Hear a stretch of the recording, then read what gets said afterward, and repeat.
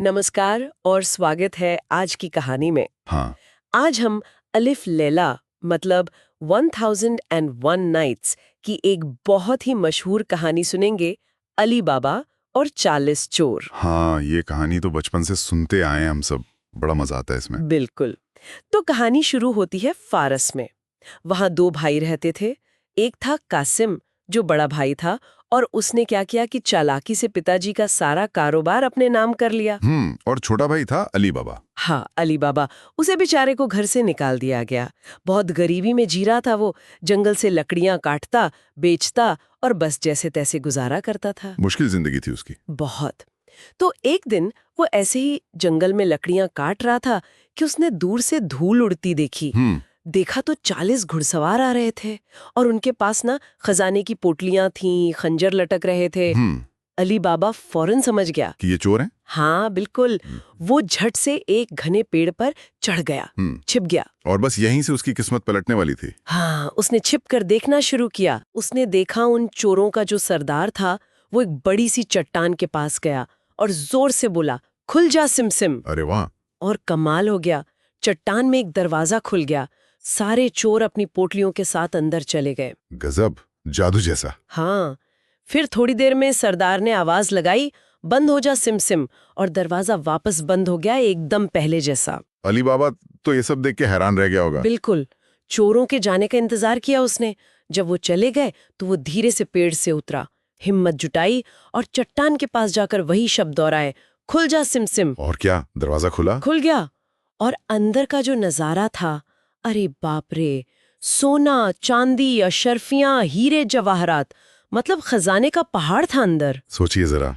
अली बाबा की तो आंखें फटी की फटी रह गईं।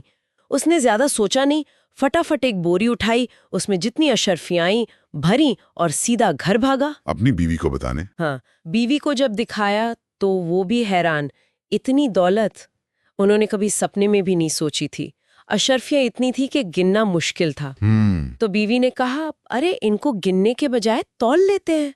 मैं जरा कासिम भाई की बीवी से तराजू मांग लाती हूँ। और यही गड़बड़ हो गई। हाँ जी। कासिम की बीवी वो थी बड़ी चालाक।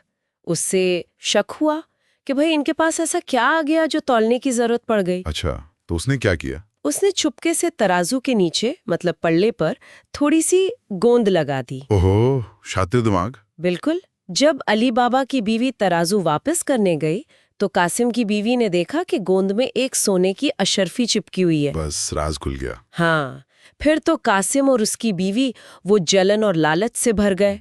सीधे अली बाबा के घर पहुंचे, धमकाया, पूछा और बेचारे अली बाबा को सारा राज बताना पड़ा। लालच बुरी वाला है सच में। बिल्कुल। कासिम तो इतना लालची था कि अगले ही दिन सुबह सुबह गधे लेकर पहुंच गया गुफा।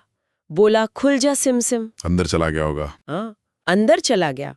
खजाना देखकर तो पागल ही हो गया खुशी से। बोरियां भरने लगा, लेकिन बाहर निकलने के लिए जो जादुई शब्द थे वो भूल गया। बस खुल जा सिमसिम याद रहा, बंद हो जा सिमसिम दिमाग से निकल गया। अरे रे, लालच में अक्ल मारी गई। सही कहा। अब वो अंदर फंस गया। कुछ देर बाद चोर वापस आए। देखा कि दरवाजा खुला है और अंदर कोई है। उन्होंने कासिम को पकड़ लिया और वहीं मार डाला। बेचारा, लालच का नतीजा। जब कासिम रात तक घर नहीं लौटा तो उसकी पत्नी घबरा गई। वो भागी भागी अली बाबा के पास आई। अली बाबा समझ गया। वो भाई को ढूंढने गुफा गया। अंदर उसे लाश मिली होगी। हाँ, भाई की लाश देखकर उसे बहुत दुख हुआ, पर उसने हिम्मत रखी, लाश को गधे पर लाद कर घर लाया और फिर बड़ी होशियारी से एक कहानी बनाई। सबको यकीन दिलाया कि कासिम की मौत तो भाई अचानक किसी बीमारी से हुई है, ताकि किसी को शक ना हो। बिल्कुल। फिर उसने कासिम का कारोबार भी संभाल लिया और उसकी विधवा का भी ध्यान रखा। लेकिन चोरों को तो पता चल लिया होगा कि कोई और भी है जो राज जानता है। हाँ, जब चोर वापस गुफा गए और देखा कि कासिम की लाश गायब है, वो समझ गए कि उनका राज अब राज नहीं रहा, कोई और भी है। तो उन्होंने पता लगाना शुरू किया। हाँ, गांव में पूछताछ करके उन्होंने पता लगा लिया कि कासिम का भाई अली बाबा है और शायद वही ये सब जानता है। एक चोर रात में अली बाबा का घर ढूंढने आया। पहचान के लिए कुछ किया होगा। उसने दरवाजे पर चाक से एक क्रॉस का निशान बना दिया ताकि सुबह बाकी चोर आकर पहचान सके और हमला कर सकें। लेकिन अली बाबा भी कम नहीं था। बिल्कुल नहीं। उसकी जो नौकरानी थी मुर्गियाना, वो बहुत होशियार थी। उसने वो निशान देख लिया।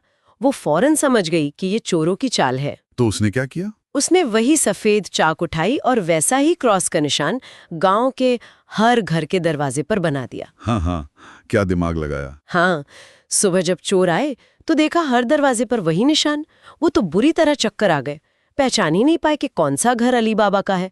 उन्हें खाली हाथ लौटना पड़ा। सरदार तो बहुत गुस्सा हुआ होगा। बहुत। लेकिन वो हार मानने वाला नहीं था। उसने एक और योजना बनाई। इस बार वो खुद आया। कैसे? उसने भेस बदला। वो बन गया तेल का एक बड़ा व्यापारी और वो अली बाबा के घर मेहमान बनकर पहुंचा। अच्छा। हाँ, और अपने साथ वो लाया 40 बड़े बड़े तेल के पीपे। अली बाबा से कहा कि भाई, मैं शहर जा रहा हूँ, रात हो गई है, क्या मैं रात भर आपके यहाँ रुक सकता हूँ? ये पीपे सुबह ले जाऊंगा। और उन पीपों में तेल नहीं था? सिर्फ एक में था।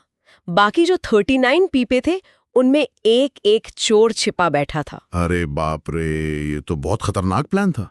सीधा घर के अंदर? हाँ, प्लान ये था कि रात में जब सब सो जाएंगे तो सरदार इशारा करेगा और सारे चोर निकलकर अली बाबा और उसके परिवार को खत्म कर देंगे। लेकिन फिर मोर्गियाना ने बचा लिया होगा। बिल्कुल, वही होशियार मोर्गियाना। रात में घर में दियों के लिए तेल खत्म हो गया तो वो उन पीपों से थोड़ा तेल निकालने गई। जैसे ही वो एक पीपे के पास गई, उसे अंदर से आवाज आई, क्या वक्त हो गया है? वो चौंक गई। वो समझ गई होगी। फौरन समझ गई। उसने धीरे से जवाब दिया, अभी नहीं, थोड़ी देर में। फिर उसने एक एक करके सारे पीपों को ठोक कर देखा। उसे पता चल गया कि सिर्फ एक में तेल है, बाकी सब में चोर हैं।